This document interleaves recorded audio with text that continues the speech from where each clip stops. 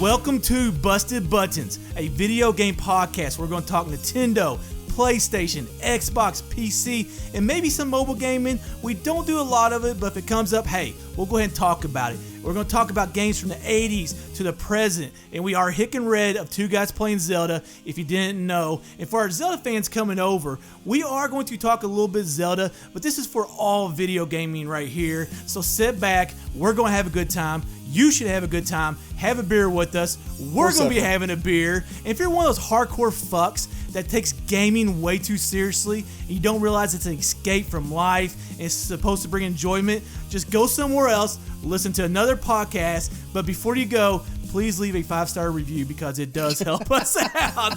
And for anybody coming over from our Two Guys Playing Zelda, TGPC Gaming, and Busted Buttons, we're going to have a little more bad language. It's going to be a little more edgy, a little more sexy, but damn it, it's going to be some fun. So, Red, go ahead, start us off. Where do you want to go? I don't even know what to say after that intro. Yeah, I'm a little winded after that one, to be honest with you. I believe you, but I think we got to start off with kind of the elephant in the gaming room right now, and that is the pending releases of the Xbox Series X and the PlayStation 5 near the end of 2020. I don't know about you. I'm still playing so many games for my PlayStation 4 and Xbox One that I'm not ready for new consoles to come out yet. But now that they're coming, what are you looking forward to the most? Okay, the Xbox consoles? Series X. First of all, that's a terrible name. It's way too long. I kind of said this before. Like, just you can find iterations like to get to let's see, PS5. So you can find an iteration to get to 5. So I would just call it the Xbox 5 or something else. Like the Xbox 360 was good. The one, I know some people had a problem with that one. It didn't really bother me at all. No, but man, neither. I just, I guess I'm looking forward to 4K gaming because I got a PS4 Pro and it has a little bit of that, but from what I know, it's not like all the way 4K. I think it's there's a lot of smoke and mirrors that goes on for a lot of games to get it to show up in 4K. I'm not a big expert on that stuff, but I know that it's a common complaint. People say, "Oh yeah, 4K gaming." Yeah. Oh, but it's really actually like rendered in a different resolution and then upscaled. I know some people are pickier about that.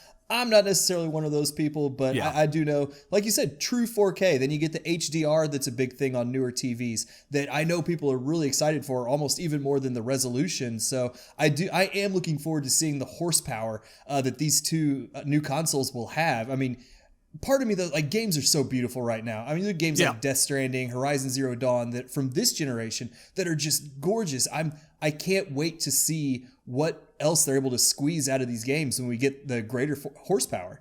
Now, screw you saying you don't care. I care. I bought a 4K TV. I got HDR. Dang it. I want the video game system to use it to its full capability. So I guess that's one thing I'm excited for. The processing, I don't know exactly on the 60 frames versus the 30 frames where we're exactly at on that right now, but I'm assuming that the newer systems will have 60 frames. To be honest with you, I can't see the damn difference. So I don't know really how much it matters to me, but I guess to be honest with you, like just new games, because we're kind of low right now. We'll kind of talk about that a little bit more, but for sure, just there's not a lot coming out, and with these new systems, there's not going to be a ton, and so just getting that excitement of a new system and just like all the energy around video gaming like would really be, I guess, what I'm the most excited for. I hear you. Just the excitement among all gamers when something new is coming out, even if like the launch list of games isn't necessarily the best, which we're still so far out that we haven't heard much in terms of launch games, but just the excitement among fans when something new like this is coming out. You got people, getting their pre-orders down, selling out on Amazon, waiting in line the night before something gets released. I mean, I'm with you. That excitement is such a good feeling, and I think it really unites gaming, whereas a lot of other aspects of being fans of gaming drive people apart. But just the excitement around new launches, people get all worked up for like the competition, which one will sell better. I'm not a big fan of that, but I know a lot of people are. Yeah. So, but you did mention the games, and I cannot wait to see what they do with exclusives, because I think we're in agreement that the PlayStation 4 crushed the Xbox One in terms of exclusives. So I'm hoping that Xbox really brings it this next generation, because the PlayStation is going to keep on bringing the exclusives. I mean, you got Forza, and then you got Halo, and really for Xbox, that's all you have. And I've hardly touched my Xbox at all, and my Nintendo Switch, which we'll kind of get. Maybe we'll talk about that. Maybe we won't. I don't really know. But who knows where we'll go. Okay, first of all, who do you think's going to win the next round? It's hard to say because the 360 won so convincingly over the PS3, and then the PS4. Yeah, but it came out so much obliterated. earlier than the PS3 did, so that's kind of why I won that battle, I think. That definitely played into it, and then the price point of the PS3 was pretty rough too, and then it totally flip-flopped for the Xbox One and the PS4, and again, the PlayStation came in a little cheaper. It came in, the Xbox really kind of screwed up their messaging with sharing games and accounts and all that stuff. So, but if I had to put my money down on one, I think the exclusives that Sony has going for it right now, I would put my money right now on the PlayStation 5, just based on what we've seen in terms of their exclusives. And I know Xbox has bought up a bunch of studios in the last couple of years. But you had to do something with that. You can't just buy them. Like, they had to actually come into whatever that word is. Fruition. Whatever. Yep. And I'm hoping we start to see that with the Xbox Series X once they've had a couple of years to really make exclusives for Xbox. But yeah, right now I would put my money on the PlayStation 5. Yeah, and I kind of want to talk about backwards compatibility as I reach down to grab my beer. Hey, that's important. We do drink beer while we're doing this. This is kind of... I was thinking about this today. Like, when it comes to nostalgia and, playing games from the past, you hear a lot of people talk about the NES, the SNES, and the N64, playing those games, but you never really hear about, people talking about playing the Xbox or playing the PS2. And I feel like with systems, there was a certain point where the games are very similar to today. Obviously, they look different, and the processing is a lot better, but they're still similar, and the only difference is they just look like crap. So when people talk about backwards compatibility, I understand, okay, maybe if you're catch up on games, okay, I understand that point. But as far as going back and playing a PS2 game, I could care less. I am absolutely with you, and it's a great selling point to have if you're the marketing team for Sony and Microsoft. Mm-hmm. And I know there are a few fans out there who think backwards compatibility is so essential, but I'm with you. I can't think of the last time I went back and played a Xbox 360 or a PlayStation 3 game. I mean, other than ones that have been remastered, but that's not backwards compatibility. They're remastered for the new generation. So for me, if it's not an old Nintendo game, which of course for us, we have the nostalgia because we grew up on it, but I don't really care about the backwards compatibility. Maybe go back one generation for the people who still have some, Xbox One and PlayStation 4 games to play. I get that. They've still got a ton in their collection. I'm with that, but I have not gone back and played an Xbox or a PlayStation 2 game in probably 10 years. Let's be honest. You know who's bitching about it? It's the people who are turning in their systems. They can no longer play those games. That's the only... Well, there's probably more people complaining than that, but that's who I think of. It's I don't have a system, but I still want to play, so I don't know. They're probably going to do it. Cool.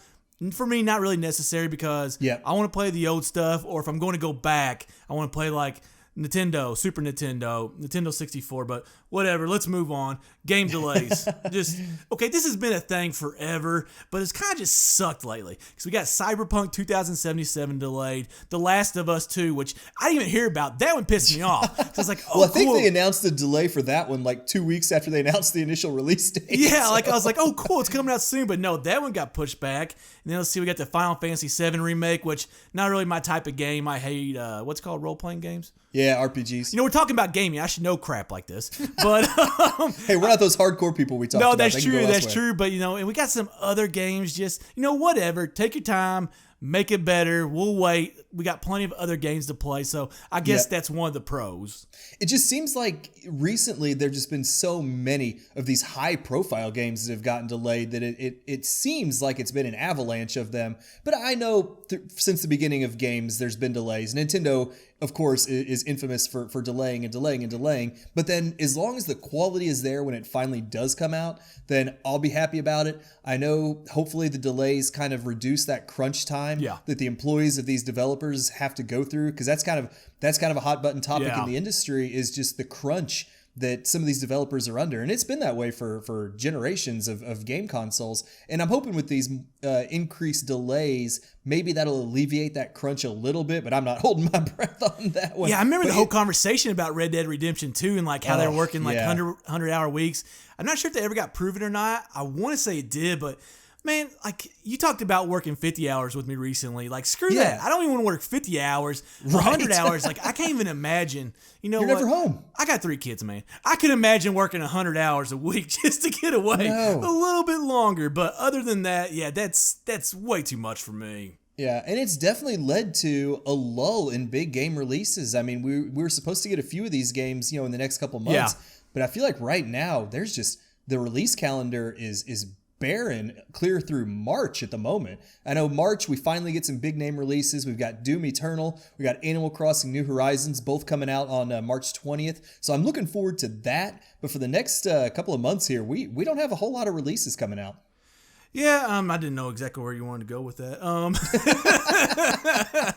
But I mean, that's going to be a common occurrence on our podcast. I feel like we are in a lull, but I feel like we're in a lull more often. Like, it seems like there's always a couple months like where there's a lot of stuff coming out, and then it's like dead again. And I think it takes so long to make video games. Like, back in the day, they did a great job, but they were releasing games, it felt like every 1 or 2 years, because maybe they were harder to make. I'm not a developer. I don't really know.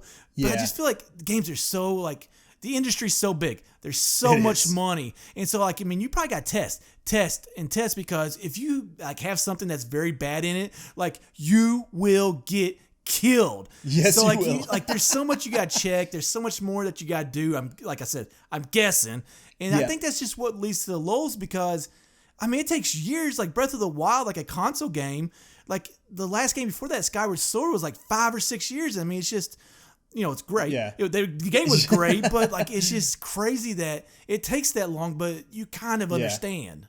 Well, that was just frustrating for Wii U owners, because we were promised a Zelda game for Wii U, and I guess technically they got it, but you didn't want to wait till the Switch came out to drop Breath of the Wild there. But I will say, though, one good thing about having a gap like this is it does give us a chance to kind of catch up on some of the best games from 2019. Yeah. We had the Game Awards not too terribly long ago, so you had games like Control, Death Stranding, Outer Worlds were all nominated, and I picked up all of them over the holidays. And at least when we have a were they all on sale? Here, yes, they were. Gosh, man. Tell me when you buy a game at full price. That's what I want to know. I bought Star Wars Jedi Fallen Order at full price. Well, you're a Star Wars fan. That's like a collector. Yeah. You probably bought the physical copy too, didn't you?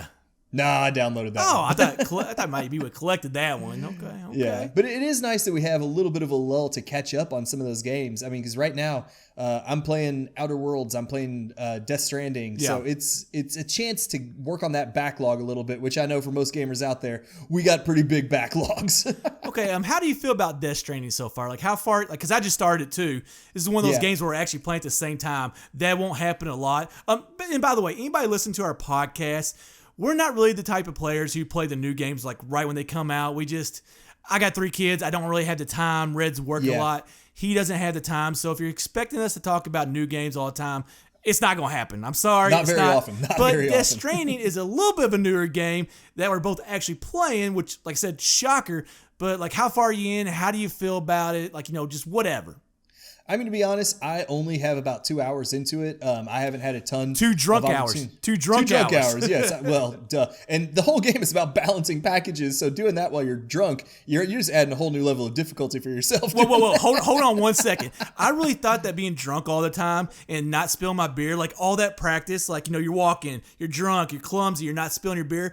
I thought that would carry over to the game. And so far, it has not. Like, I've fallen so many freaking times. Yeah, but I will say it's a gorgeous game so far. I mean, I've only seen the beginning areas, but it's a beautiful game. I like Norman Reedus as an actor, so I'm excited to see where it goes. The reviews were all over the place. Yeah, the reviews were terrible from what I saw. Yeah, well, they were just, some people loved it, some people hated it. It's one of the more polarizing games that's come out recently, but I'm excited for it. Like, just going through the intro area, I am very excited to see where it goes. Yeah, for me, here's one thing I don't like about the game so far, and there's not really a lot that I dislike, but, like, when I play an open world game like that, I want to just see the beautiful world, and I feel like I'm concentrating so much on balancing myself that I'm not seeing everything else around me. So that's one thing right there that I'm kind of being like, I wish that was, you know what, I'm going to be honest, I hate the bouncing thing. Like, I understand why it's there, but I absolutely hate it. That's the whole point of the game, isn't it? Yeah, I mean, yes, your delivery, you got a big load. Okay, I understand. But I don't know. And then like also it's a little bit overwhelming, to be honest with you. Like there's so much like going on, and like the inventory, not the inventory system, but just like I call it the hub, just like where everything is at, everything's going on. There's just a lot, and I'll keep on playing it. Eventually I'll get it all down. Like I've gotten better at that stuff lately and playing games like that and kind of learning the inventory system. But so far I'm kind of like, there's some things I don't really like, but I'm sure I'll get into it. The story's awesome. The story is absolutely awesome. I'm excited for that. And so I'm going to finish it out. I can get past those things. They don't bother me too much.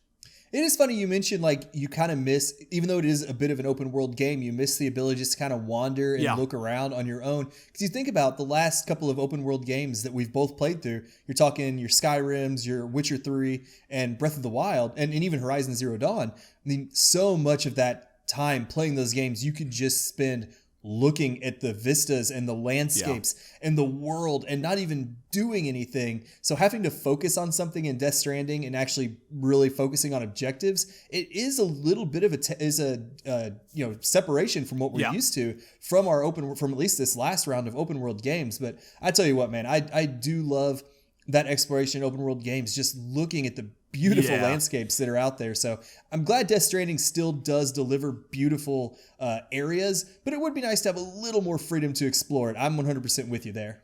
Okay, why every game since Breath of the Wild doesn't have a paraglider is beyond me, because that's one of the most frustrating things about open world games that I play now. It's just like, I want to jump off a mountain and just paraglide down, but no, in Death Stranding I got to use ladders and ropes, and it's just like, man, come on, this is too much right here. But kind of talking about the open world games for just a little bit longer, like they're making them so realistic and just so huge. And I guess like within the last decade, like what's made me the most, happy and excited and like excited about the future going forward is just these open world games and just these environments and these fancy worlds. Like they're becoming so real. Like we've always used gaming as an escape, but now they're becoming more of an escape because they're so beautiful and lifelike and just realistic. They are. It looks like you're Which I think is the same thing as lifelike, but whatever. You're just really trying to drive the point home. I get it. But no, it's like it makes it feel like you're visiting real worlds. And I know, like, I haven't played Red Dead Redemption 2, but that is the one, up until Death Stranding that people were saying it is so, the environment is so photorealistic that it's, it's almost like you're right there. And it's hard to believe that games have come this far. And then when we talk about the next generation, we're like, God, how the hell are they going to look any prettier than they do now? But I'm sure they'll find a way. Because they're not 2160p right now, and hopefully they will be 2160p when they come out. Oh, fingers crossed. But, Death Stranding is one game we're both playing right now. I'm actually also playing, and I've spent a lot more time in Outer Worlds, which is from Obsidian. If you're familiar with them, they're the ones who did like Fallout New Vegas. It's a first-person RPG. But instead of being like Skyrim, of course, it's more sci-fi, so you got guns and things like that. But it is similar to, like, if you've played one of the newer Fallout games or a Skyrim, it's kind of in that same vein where it's a lot of walking around, talking to townspeople, things like that. I hate that. You're an action guy. If you had to talk to people too much, like, you're going to turn me off right away. Well, you do. It's an RPG, so you do a lot of talking there. And I tell you what, this is kind of a bit of a tangent, but the more time I spend talking to people in video games, the more beer I sit here and pound. It's like you're sitting there reading or listening to all this dialogue, and you're not doing anything else. So what are you doing? You're drinking your beer. Because you have an open hand to do it. Yeah, I swear I played for a half hour the other day, and somehow I pounded 4 beers in that half hour. I'm like, what the hell just happened here? That's pretty impressive, actually. Yeah, next thing you know, I'm like, I try to stand up to get another one. I'm like, whoa, where did that come from? There's one thing, kind of switching subjects a little bit here. There's one thing that I really want to talk about because it's been in the news lately a little bit more often. Like kind of over last year, you've been seeing more and more of it. It really relates a lot to GameStop, but it's kind of this whole physical media versus digital media and where like I think we know where the future is going, but it's more like, can these like physical media places and these game shops, can they survive? And man, for me, it's sad. Because I remember going like to the mall and like there being all these game shops and like it was it was awesome. And like, Toys R Us, like their video game section, it used to be humongous. And those are such great memories that I have. But you will not find me buying anything physical. I'm all digital. So like I miss it. I want it, but I'm also part of the problem. Yeah, I'm with you the same way. I also have that nostalgia of going into, it was EB Games or GameStop or whatever, and just perusing the aisles, whether it was used games, new games, whatever, or like going and waiting. We mentioned waiting in line for consoles earlier, but just when Halo 2 came out, going and camping out, to buy a physical copy. But that convenience is just so hard to give up now. Just you can buy it.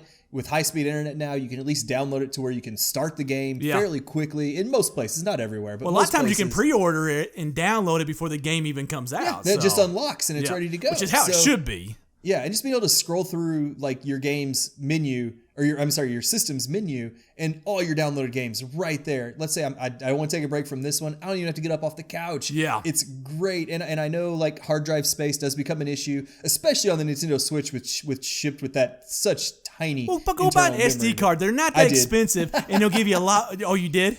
I did find one. Okay, I was going to say, go buy an SD card. Quit complaining. Yep. They're not that expensive. You'll have a lot more space, a lot more games. And you know what? You can actually take the games off your system and then download them later. And Nintendo Switch games, unless it's LA Noire, aren't even that big, so it doesn't even take that long. So quit your complaining. Hey, no, that's my tangent. Yeah, I've definitely become a convert. One of the few exceptions, I remember when Twilight Princess HD came out for the Wii U, and it came with the amiibo of Wolf Link and Midna. And we've only done Zelda like the last 6 years, and we're like, let's venture out to other gaming aspects, and now we like can't even get anything right about Zelda. But yeah, so that like came with something tangible in their collector's version. So I bought that physical, like things like that where it comes with something neat. I'm willing to buy the physical just because I do like a little bit of that collector stuff. I know we have some fans out there that are really diehard about like the deluxe editions, the collector's editions. I used to kind of be that way, but it's very rare now that I'm that psyched for a game or it comes with something that I think is valuable enough to warrant buying the collector's edition. Like I said, getting the amiibo for Wolf Link and Midna was worth it, but that's a rare exception. I'm with you at this point. I'm part of the problem too for these poor shops going downhill, which I guess does beg the question, do you think GameStop will still be here in a decade? Hell no, it will not be around in a decade. Like it's possible, but they got to change like their model a little bit. And they do. I know they're doing more merchandise, but here's the thing. I feel like people are buying more merchandise online, hopefully at both of our affiliate shops. That's where you should be buying it. But I do feel like everybody mostly is buying like merchandise online. Like I said, like GameStop might be close to some people, but the nearest GameStop to me is like a 15 to 20 minute drive. Well, I'm not going to go that far to get merchandise, especially when Amazon has like next day delivery. Yeah, well, like I said, you live 15 to 20 minutes from anything, so I don't think that's a good judge to use. Okay. Not the liquor store. Hey, that's the important one, that's for sure. But no, I am with you, and I know GameStop is trying to shift their model a little bit more towards like the esports. I saw some pictures. Somebody I follow on Twitter posted of like one of the redone GameStops where it's like they have computers and consoles set up for you to come in and play. They have like set up almost like a competitive gaming area. They've got tables for people to play like the tabletop games, like your Dungeons and Dragons and in your board games and things like that. So it's like they're trying to get into more what you used to get from the experience is what you're talking about. Like they're trying to make it more of an experience, and that's what they need to do. Because one thing that makes me so upset is when you go to like, let's just Best Buy, Walmart, Target, or like a place like GameStop, when they have like the systems and the TV, but they don't work. It's like, what the hell? God. Okay. Walmart and Target, they're a little bit bigger and sell other products. I understand them. But Best Buy and like GameStop, like your TVs and your video game systems should be working, but GameStop, okay, I don't think they're going to be around. We kind of heard lately about their terrible fourth quarter. Now I know there's not a lot of games coming out and 2020 is going to be a bigger year, but that can't be an excuse. Like you still have to survive. You still have to make sales. You have to have revenue, profit. So you can't use that as an excuse. You got to find other ways to be successful. That's why we're doing this podcast. Absolutely. I mean, their model of buying used games for $10 and then turn around and sell them for $40, it was great a decade ago. Yeah. But they really needed to change gears a lot sooner than they finally are. I mean, and at least they seem like they understand that and they're trying new things. I just think it's a little bit of a too late that I think that ship is sinking and nothing's going to save that shit. Well, one of our writers, Crowbird, works there, so we can kind of get some inside information. We've got a little bit, but not a lot. But you know what? We need to get a little bit more and use it on this podcast. But, oh, crap, I had a really good point that I was going to talk about, and I don't remember what it was. Well, that's because it's so rare. How'd you forget it? You almost don't have good points. Dang, I can't remember what it was either. It was something along the lines of this, but go ahead, take us somewhere because I can't remember it.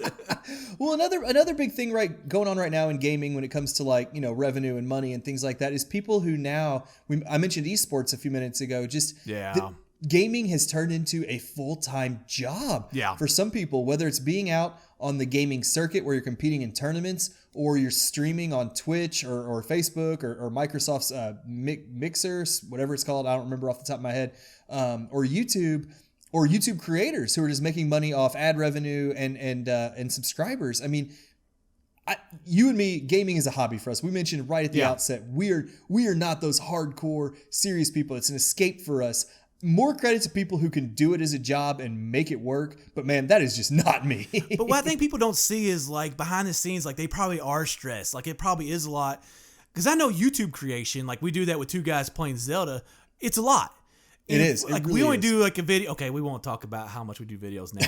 But we used to be better. We used to be better, and we're gonna get back there. But for these people that drive like multiple videos every week, like that takes a lot of energy. And like it's very difficult. And I think that's the side people don't see is they think, oh, cool, they just play video games for a living. No, content creation is hard.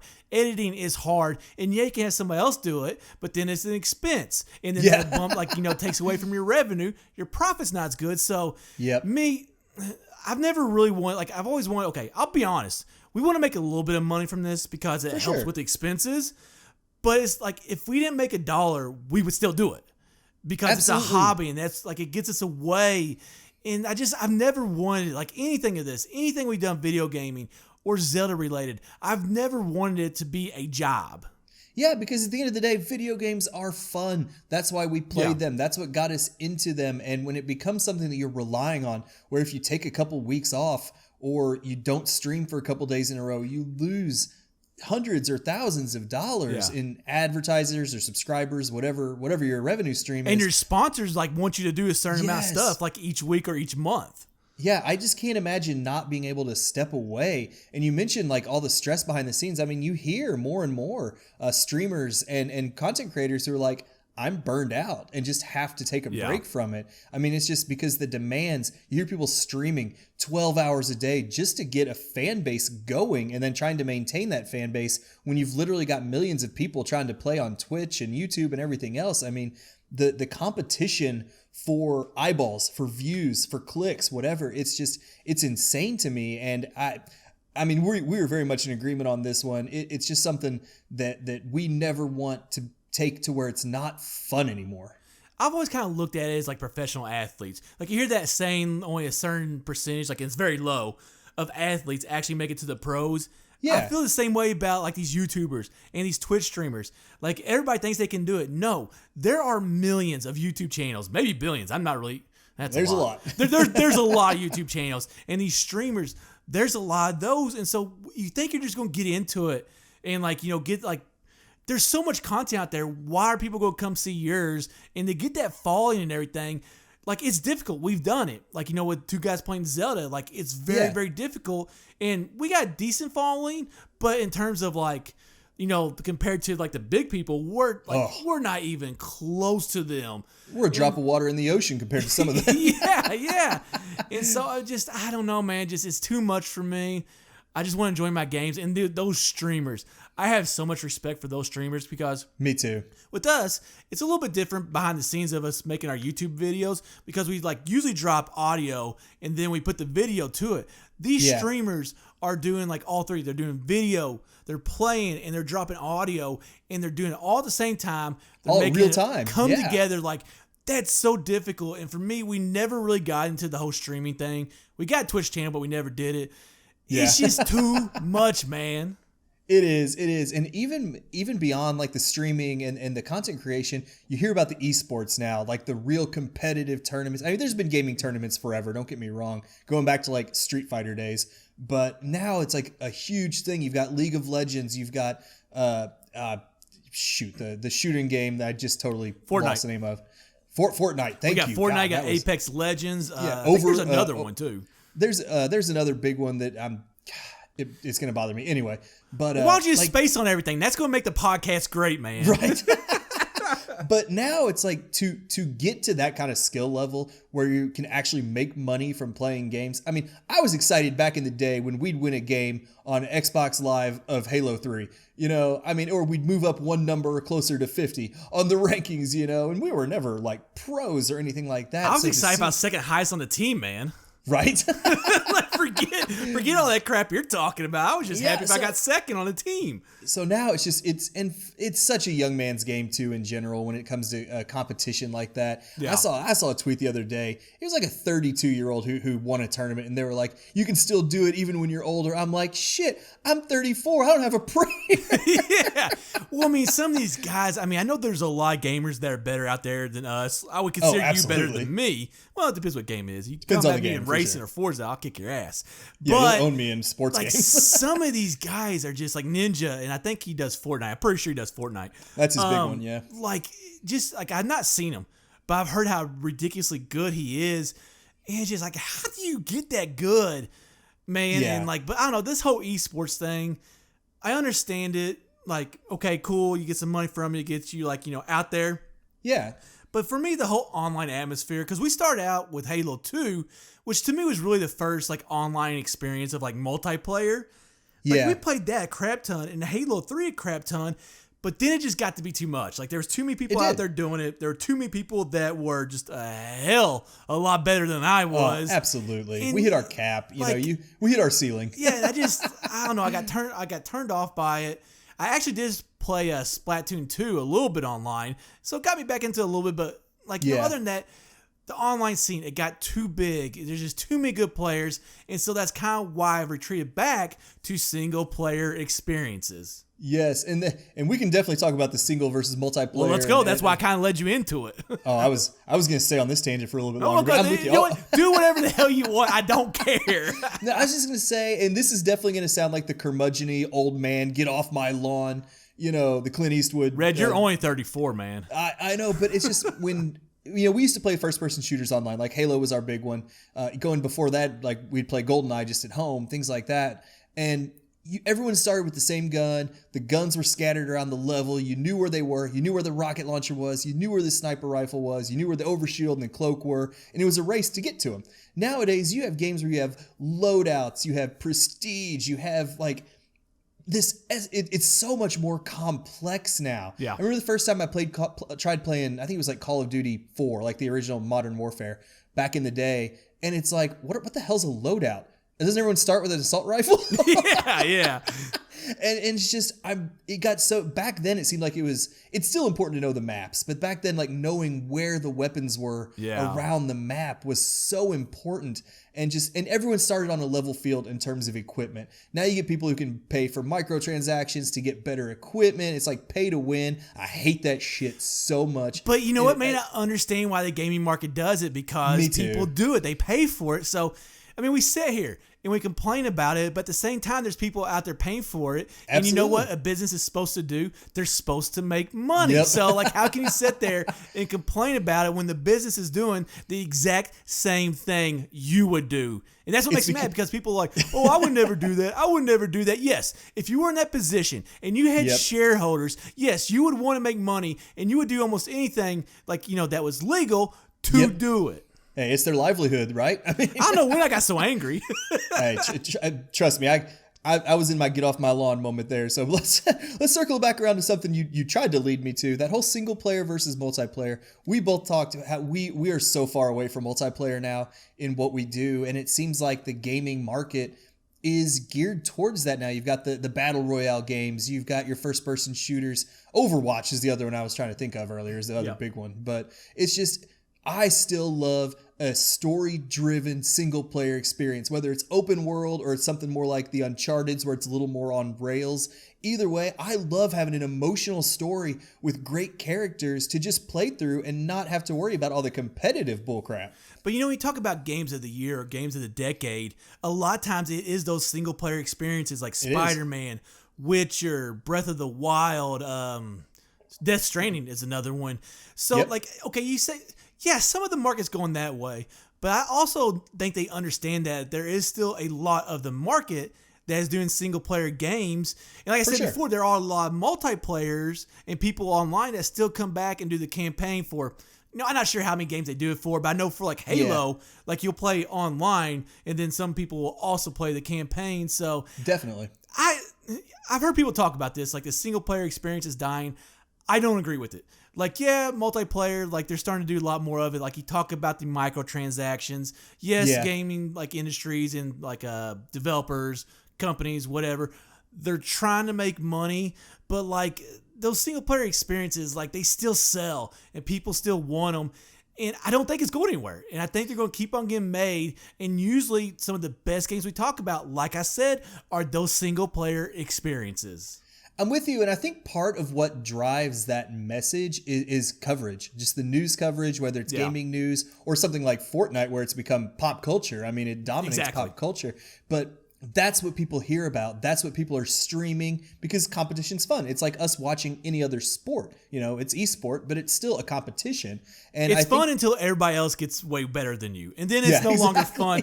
Kind of going back, I'll tell you when I actually quit playing online and multiplayer, it was in Halo 4 and those jetpacks. I saw those jetpacks, dude. I was like, screw that. Nope, I am done with this game, but go ahead and continue with what you were talking about. Yeah, I was just getting at like just the news coverage and the shelf life, I guess, of multiplayer games in general is so much longer because a lot of these single player experiences, you play the campaign once and you never play it again. That's Maybe you go back and play it sometime, but for games like your Fortnites, your Overwatch, God, I keep burping from these beers I'm chugging. Sorry about that. But from all these multiplayer games, they last for years and years. So they're constantly on the radar. And I think that's where that media coverage makes it seem like the single player experience is dying. But like you said, those games that you mentioned, the single player games, your Witchers, Death Stranding, Zelda, even the Star Wars Jedi was a huge success. I mean, they are selling millions of copies still and making money for the companies. So I do think the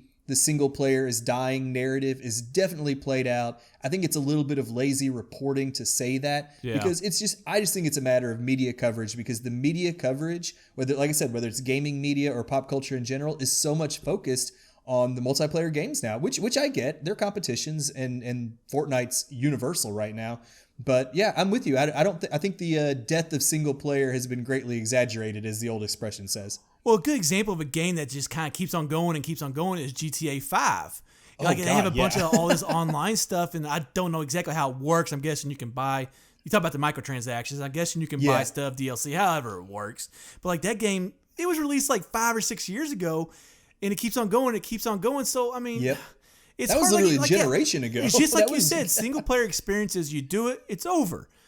But like, if you can have this on, I've changed my opinion. I still don't like online multiplayer, but now I understand it more. And I love all you gaming companies, and I understand what you're doing. Now, here's one thing. I'm kind of going to go off topic from that a little bit because I want to talk about one thing, and that's the Nintendo Switch. And how I love it, how I hate it, how it makes me happy, how it makes me mad. And here's the thing with the Nintendo Switch. Just like a real life relationship right there. What? Oh, yeah.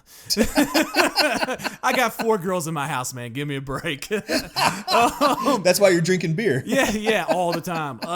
No, I can't drink as much now because I got to be here for the kids. And, if you drink too much, you have these medical problems. And then you got to be here for the kids, so you got to cut back. So it's a vicious cycle, I love my kids. Man. I love my kids. We'll just leave it there. We'll end that conversation on that note. But with the Switch, man, like I love playing it. But here's what happens with the Switch. Like I think the games are great. And yeah, the PS5 and the Xbox One has its power, or not PS4 and the Xbox One has its power. Yeah. Switch doesn't have that, but the Switch is still great because Nintendo can make great games. And they make one, absolutely. And then I play it nonstop, man, for like a month or two. And then my Switch doesn't get any action for like 6 or 7 months after that.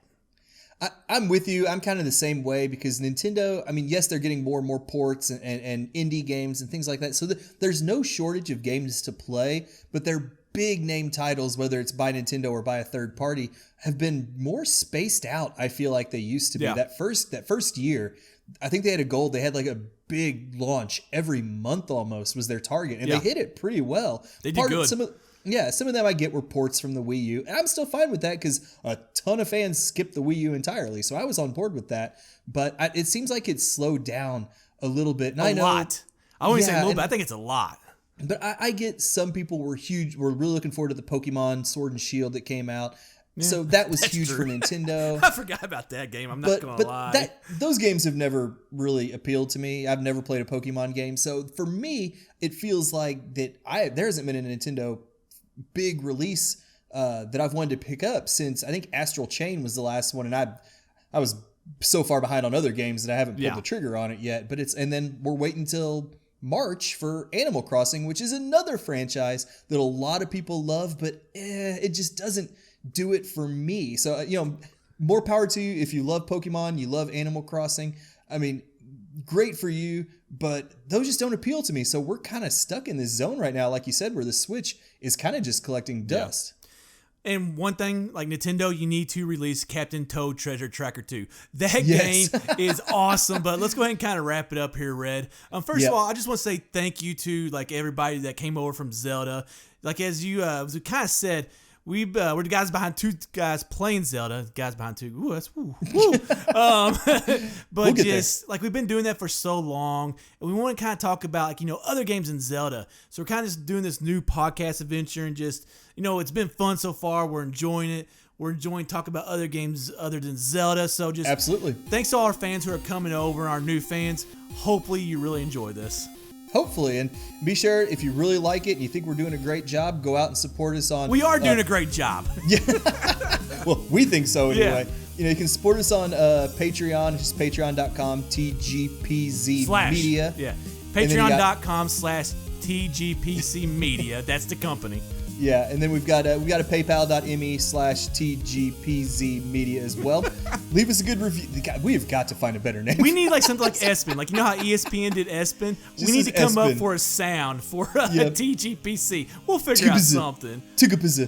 Yeah, but also we have some video game merchandise on both TGPC Gaming and our Zelda website. Obviously, we only have Zelda merchandise on our Zelda website. Of course. Both of those are affiliate shops, so we do receive a commission for purchases if you go through our links. But kind of just like I do a lot of Excel, and like I kind of do work with data feeds behind the scenes. So I thought it was kind of cool, and that was something I could do for people is put that together and kind of create, like we talked about GameStop, creating a like website that has an overall video game experience with podcasts, YouTube, blogs, and then also merchandise. I kind of just wanted to bring it all together. And Red, you want to end with don't go through all social media, just kind of talk about where we're at. Yep, we're out there on Twitter, we're out there on Facebook, we're on Instagram, we're on Discord.